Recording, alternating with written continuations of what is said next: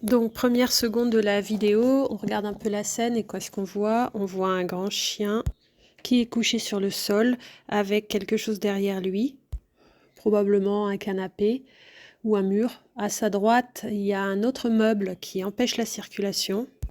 À sa gauche, vers sa queue, il y a probablement la personne qui filme. C'est probablement la mère de l'enfant. Et on voit le petit enfant qui s'approche vers la tête, droit sur le chien. Et le chien n'a alors qu'une toute petite zone de sortie, qui est la zone avec la trace verte, puisque toutes les autres directions sont occupées. Si on regarde le chien, on voit que bon, il regarde sa maîtresse, il sait pas trop quoi faire. On voit que les oreilles sont contractées, que le visage est tendu.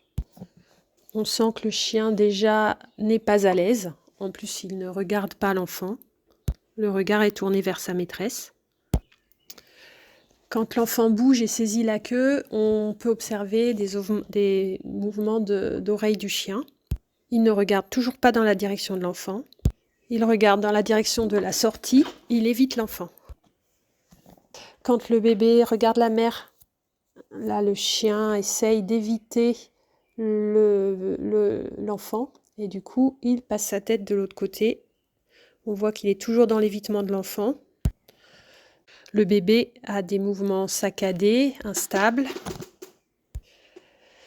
Ça fait pression sur le chien. Il s'appuie sur les flancs du chien. Et là, le chien se dégage pour pouvoir s'échapper par la petite sortie. Et il a besoin pour cela d'écarter l'enfant. On comprend que le chien a fait ça pour pouvoir sortir par l'unique voie qui s'offrait à lui.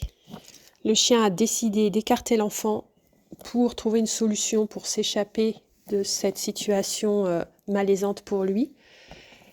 Est-ce que, à votre avis, cette situation aurait pu être évitée ?